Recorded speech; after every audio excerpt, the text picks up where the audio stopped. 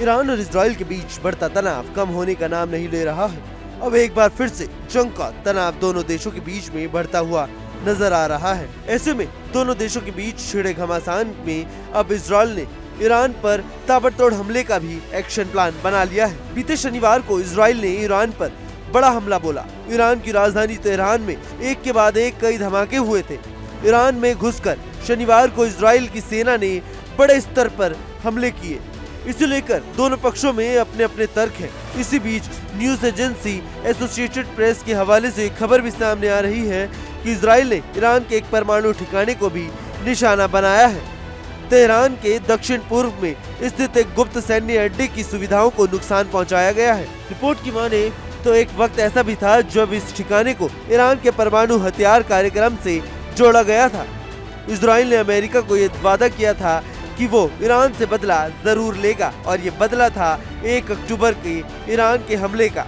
Israel ने America से ये भी वादा किया था कि वो उसके परमाणु प्लांट पर हमला नहीं करेगा।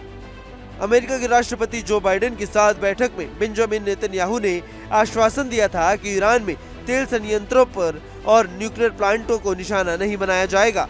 रिपोर्ट में बताया गया कि इस साइट पर हमले बैलिस्टिक मिसाइल कार्यक्रम भी ईरान चला चुका है। सैटेलाइट तस्वीरों में यहां हमले किए जाने की पुष्टि भी हुई है। ईरान हमेशा से कहता आया है कि उसका परमाणु कार्यक्रम शांतिपूर्ण है। हालांकि IAEA समेत पश्चिमी देशों का ये मानना है कि तेहरान सक्रिय रूप से परमाणु कार्यक्रम में जुटा हुआ है।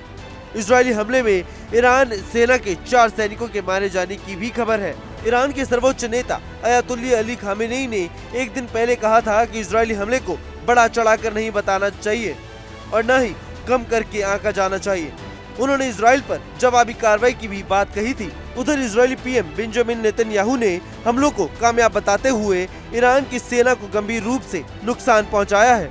आपको बता दें कि यही नहीं, IRGC चीफ ने बीते दिनों इजराइल में अमेरिकी मिसाइल डिफेंस सिस्टम यानी थार्ड की तैनाती का भी जिक्र किया था। उन्होंने कहा था कि इजराइल को थार्ड पर निर्भर नहीं रहना चाहिए क्योंकि वे फेल भी साबित हो सकता है।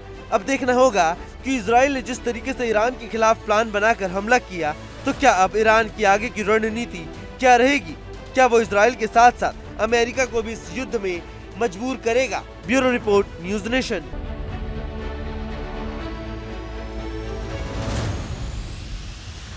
न्यूज नेशन अब व्हाट्सएप पर खबरों के ताजा अपडेट के लिए न्यूज नेशन के इस QR कोड को स्कैन करें।